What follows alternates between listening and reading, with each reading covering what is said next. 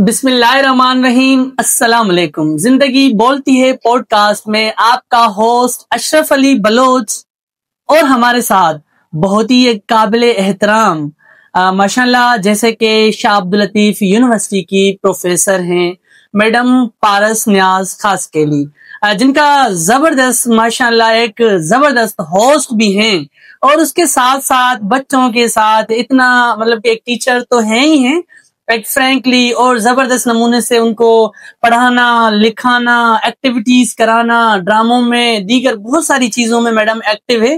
तो बिल्कुल तारुफ की मोहताज तो नहीं है। आज उस शख्सियत से हम बिल्कुल अपना पॉडकास्ट कर रहे हैं। तो आपके सामने हमारी बहुत ही काबिल एहतराम मैम पारस न्याज खासकेली। अस्सलाम वालेकुम मैम। वालेकुम अस्सलाम। मैम कैसी हैं आप? बिल्कुल ठीक, आप कैसे हैं अशरफ? अल्हम्दुलिल्लाह। आज हम आपका पॉडकास्ट रिकॉर्ड कर रहे हैं, जिंदगी बोलती है। तो सबसे पहले हम शुरू करते हैं, हर दफा हमारे साथ एक नई कहानी होती है, तो बिल्कुल आप भी हमारे व्यूवर्स के लिए एक नई कहानी है। तो जैसे हम स्टार्टिंग में पहला सवाल ये होता है कि आपकी पैदाइश कहाँ से है और आपकी एजुकेशन क्या है, तो हमारे व्यूवर्स के साथ आप ये बताएं। पहले तो thank you so much Ashraf, आपने मुझे टाइम दिया और मुझे जिंदगी बोलती है में मौका दिया कि मैं भी कुछ आपकी ऑडियंस से बात कर सकूं। मेरी पैदाइश खैरपुर से है और मेरे वालिदैन जो हैं वो बेसिकली वो नवाबशाह से हैं। अच्छा जी। और मेरी तालीम जो है वो भी खैरपुर सिटी से ही है। जैसे आप अगर शाह लतीफ यूनिवर्सिटी जो नाम है ना, वो नाम मेरे साथ ऐसा समझे कि आप नर्सरी से एफिलिएटेड है। अच्छा, जैसे मैंने अपनी इब्तिदाई तालीम मॉडल स्कूल से ली हुई है और मैंने मैट्रिक मॉडल स्कूल से किया है। नर्सरी से लेकर मॉडल स्कूल से ही मैं पढ़ी हूँ। तो शाह अब्दुल लतीफ यूनिवर्सिटी का नाम जो है वो जुड़ा है मुझसे बहुत ही पहले से। और उसके बाद मैं वुमेन कॉलेज से मेरी इंटरमीडिएट वहां से की हुई है मैंने। उसके बाद मैंने बैचलर्स जो है वो शाह अब्दुल लतीफ यूनिवर्सिटी से किया। सो अगेन वुमेन कॉलेज के बाद अगर देखे तो फिर से वही एफिलिएशन वाला जो सिलसिला है वो जुड़ा हुआ है। तो बैचलर्स भी मैंने अपना 4 ईयर ऑनर्स जो है वो यहाँ से शाह अब्दुल लतीफ यूनिवर्सिटी से मैंने किया। और उसके बाद मैंने एमफिल जो है वो की है, वो भी मैंने शाह अब्दुल लतीफ यूनिवर्सिटी से की है। और उसकी जो मैंने अपनी एमफिल की है उसके सुपरवाइजर मेरे अपने मशहूरी साहब थे। सही, जबरदस्त जी। तो इसी आप अगर देखें जर्नी को तो शाह अब्दुल लतीफ यूनिवर्सिटी मेरे साथ बहुत कनेक्टेड है। अच्छा। तो उसने वो नाम मेरे साथ ऐसा जुड़ गया है जो मतलब मेरी जॉब तक भी वो जुड़ा हुआ है। अच्छा, ठीक, जबरदस्त। जैसे कि मैडम आपने बताया कि और मैं अभी पीएचडी स्कॉलर भी हूँ। ओहो माशाल्लाह, जबरदस्त। ये तो बिल्कुल ही नए जो हमारे लोग देख रहे हैं, तो मैडम अल्हम्दुलिल्लाह पीएचडी स्कॉलर भी हैं, तो बड़ा मैडम को जो है अप्रिशिएट हम करते हैं। और क्योंकि ये हमारे सरमायों हैं, हमारे जो नए आने वाले स्टूडेंट्स हैं या हमारी नई जो जनरेशन कौम है, तो ऐसे अगर हमारे पीएचडी स्कॉलर्स मिलेंगे तो उनको ज्यादा मजीद फायदा होगा। अच्छा मैम, चलो आगे की तरफ बढ़ते हैं। ये तो जर्नी थी, लाइफ का स्टार्टअप था, तो टीचिंग की तरफ कैसे ख्याल आया कि टीचिंग फील्ड में जाना चाहिए?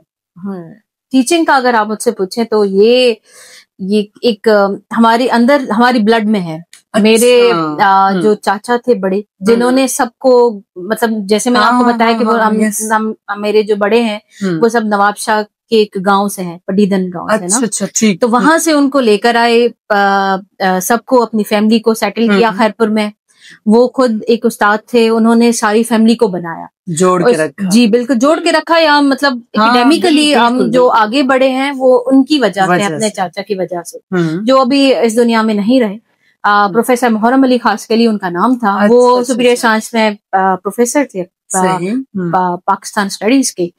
तो उन्होंने जो है ये सारा, उनकी वजह से जो है ना, ये सारा जो टीचिंग का है वो हमारी ब्लड में है। अच्छा। तो मेरे जो कजिन्स हैं वो भी मुख्तलिफ स्कूल्स में टीचिंग करती हैं। और उनको देख देख के जब मैं बड़ी हुई तो अपने बाबा को देखा, हमारे चाचा को बाबा भी बिल्कुल। तो उनको हमने देखा तो फिर उसी से मुझे लगता है कि कहीं ना कहीं मुझे जो शौक है और ये सारी चीजें वो वहां से आई हैं। और ये चीज मैं समझती हूँ कि ये चीज बाय चांस नहीं है बट के बाय चॉइस है, और मेरी ब्लड में भी है, तो इस वजह से मैं टीचिंग शोबे में। अच्छा, मतलब इंस्पिरेशन वहां से मिली आप? बिल्कुल, पहली इंस्पिरेशन जो है वो मेरी अपने चाचा से मिली है। अच्छा, ठीक। और उसके बाद जो है वो मेरे गाइड जो है मेरे अपने बाबा भी हैं। उसके बाद तो मेरे उस्ताद जो मोहतरम गुजरे हैं मॉडल स्कूल से लेके वुमेन कॉलेज, फिर लतीफ यूनिवर्सिटी में, तो उस्ताद तो मेरे सारे ही हैं। सही, जबरदस्त। अच्छा मैम, यहाँ पे एक और सवाल क्रिएट होता है। सवाल ये क्रिएट होता है कि वैसे तो बहुत सारे सब्जेक्ट्स हैं, आप इंग्लिश सब्जेक्ट की ही उस्ताद, मतलब कि ये कैसे ख्याल आया? बड़ा इंटरेस्टेड सवाल। इसके पीछे एक छोटी सी बात है जिसने मेरे अंदर ना एक स्पार्क पैदा किया। अच्छा। मैं ट्यूशन पढ़ती थी और हमारे जो टीचर थे सर सैफुल्लाह गिलाल, वो मुझे ट्यूशन पढ़ाते थे। तो वो इंग्लिश यहाँ पर मास्टर्स करते थे। तो जब मुझे ट्यूशन पढ़ाते थे तो मुझे कहते थे कि पारस, तुम्हें पता है तुम I can see a professor in you. तो वहां से वो स्पार्क मुझे मिला। और वो होता है ना कि एक उस्ताद की बात जो दिल में बैठ जाए, तो वो बैठ की बात तो फिर वो आखिर तक इसका रिजल्ट है कि मैं अभी अपना इंग्लिश की प्रोफेसर हूँ। सही, जबरदस्त। अच्छा, उसके बाद चलो मैम, आप जो है इंग्लिश की प्रोफेसर माशाल्लाह अब हैं। मैंने देखा है बच्चे आपसे बहुत ज्यादा प्यार करते हैं, और डिपार्टमेंट में एक लकब भी जाता है द ब्यूटी ऑफ क्वीन, तो वो भी आपकी जानिब जाता है। तो इसके बारे में आपका क्या ख्याल है? आई थिंक इस बारे में मेरे स्टूडेंट्स आपको ज्यादा अच्छे तरीके से बता सकते हैं अगर आप उनसे पूछें। बाकी ये सारी चीजें भी मैंने यहाँ पर मैडम रुबीना है, वो इतना प्यार करती हैं सबको, तो वहां से मुझे ये सारी चीजें मैंने सीखी हैं।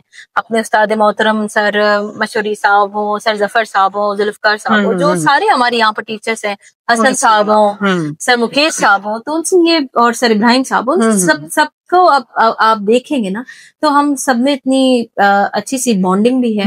और लिटरेचर के, अदब के स्टूडेंट्स या टीचर भी हो ना, तो वो प्यार ही फैलाते हैं। तो ये हमने अपने किताबों से, अपने इसी जो नॉलेज जो हम यहाँ पर हम जो मैंने गेन की, वही हम स्प्रेड करते हैं। अच्छा, सही, जबरदस्त। मैम, आजकल के जो नौजवान, जो बच्चे आपके पास यूनिवर्सिटी में आते हैं, तो उनके अलग अलग ख्याल होते हैं, अलग ख्याल किस्म के बच्चे आते हैं। तो उनको आप फर्स्ट ईयर में मतलब कि डिफरेंट सोच के, डिफरेंट विलेजेस, डिफरेंट शहर से लोग आते हैं, बच्चे आते हैं, तो उनको आप किस तरह से देखती हैं? क्योंकि वो नाटी भी होते हैं, कुछ जो है ऐसी फैमिलीज के साथ कनेक्टेड होती हैं जो छोटी छोटी बातों पे जो है सीरियस हो जाते हैं, कुछ ऐसे ही पढ़ाई बीच में छोड़ जाते हैं। तो ये इस तरह के माहौल को आप कैसे देखती हैं? हाँ, आजकल की जो जनरेशन है, बहुत मतलब ऐसा कहूँ कि जनरेशन जी जो आ गई है, वो इसको मतलब संभालना बहुत मुश्किल हो गया है। तो इसमें एक टीचर का रोल जो आता है ना, वो आप स्टूडेंट के लेवल पर आ जाओ, उनको देखो मसला क्या है। अच्छा, जब आप उनके तह तक पहुंच जाओगे, उनके मसले तक आप पहुंच जाओगे ना, फिर आप उनको, वो कनेक्शन तभी बनेगा जब आपको उसका मसला, बाउंड क्रिएट हो जाता है। फिर जब मसला पता होगा तो आप आगे से वे फॉरवर्ड जो है वो देने लगोगे खुद को विद इन द क्लासरूम। वो टीचिंग भी आपकी उसी तरह की होती है। तो मैं समझती हूँ टीचर जो है, अगर अच्छा साइकोलॉजिस्ट नहीं है तो वो अच्छा टीचर नहीं। तो ये सारी स्टूडेंट की साइकी जो है, वो हमें एज ए टीचर मैं पहले इस चीजों को आगे रखती हूँ। मैं चाहती हूँ कि मेरे जो ऑब्वियसली वो यंग ब्लड है, वो आ रहे हैं मेरे पास, तो उनको मैं देखूं, समझूं, उनकी साइकी समझूं, उनके लेवल तक जाऊं, फिर जो है वो आगे मेरी टीचिंग्स में भी मुझे वो चीजें काम आती हैं। और इसी सिलसिले को जोड़े हुई हूँ अब तक, तो काम आ रहा है और आगे भी सीख रही हूँ। सही, जबरदस्त। अच्छा मैम, जबरदस्त आपने जवाब दिया कि उनके साथ उनकी लेवल तक जाना चाहिए। टीचर कुछ होते हैं कि अब कहते हैं कि बस हम ही हैं, और कुछ टीचर इतने लविंग होते हैं बच्चों के साथ, बहुत ज्यादा कनेक्टेड हो जाते हैं, तो वो बच्चा जो है बहुत आगे फ्यूचर का हीरो बनता है। तो मैं भी सलाम इस बात पे आपको पेश करता हूँ। और दूसरी बात ये है कि मैम माशाल्लाह आप जो है शाह अब्दुल लतीफ यूनिवर्सिटी की एक PhD स्कॉलर भी हैं, तो आपको शेर व शायरी पसंद है, राइटिंग पसंद है, ऐसे पसंद है, या कोई ऐसी और चीज जिससे आपका लगाव है? मुझे शायरी सुनने तक पसंद है। और मैंने स्टार्ट में जब मैं BS3 में थी ना, तब मैंने एक दो मतलब शायरी लिखी थी। वो भी इंग्लिश पोइट्री मैंने की थी, थोड़ा मैंने अटेम्प्ट किया हुआ है। तो मैं ज्यादातर मैं साइकोलॉजी की तरफ मेरा वाबस्ता है। मैं इंक्लाइन रिसर्च की तरफ तो ऑब्वियसली है, क्योंकि आप एमफिल के बाद तो ये सारी चीजें आपके साथ वैसे ही मतलब कनेक्टेड रहती हैं। बाकी अगर आप नॉर्मली अगर मुझसे पूछें तो लेजर टाइम में मैं साइकोलॉजी ज्यादा जो है उसको भी। अच्छा ठीक मैडम, अब मजेदार सवाल ये है कि मैडम आप इतने काम करती हो, मैंने देखा है कि यूनिवर्सिटी के बहुत सारे प्रोग्राम हो, और अभी आप आए थे तो आए थे। यस, अभी भी आप बिल्कुल मसरूफ थे। तो इतने सारी चीजों के बाद घर को कैसे टाइम देती हो, बच्चों को कैसे टाइम देती हो? हाँ, ये for a mother of 3 kids बहुत ही मुश्किल है। और फिर मुश्किल तो अपनी जगह, मैनेज करना वो भी एक औरत का आर्ट होता है। और अगर ये आर्ट एक औरत के पास आ जाए तो आई थिंक वो एक आर्टिस्ट बन जाती है। तो मैं कहीं ना कहीं वो आर्टिस्ट बन गई हूँ। सही जबरदस्त। अच्छा, तो इस तरह आप उन्हें मैनेज कर लेती हो। अच्छा, उसके बाद माशाल्लाह इन सारी चीजों के करने के बाद एक और बात मैं ये पूछना चाहूंगा कि आपको क्या पसंद है?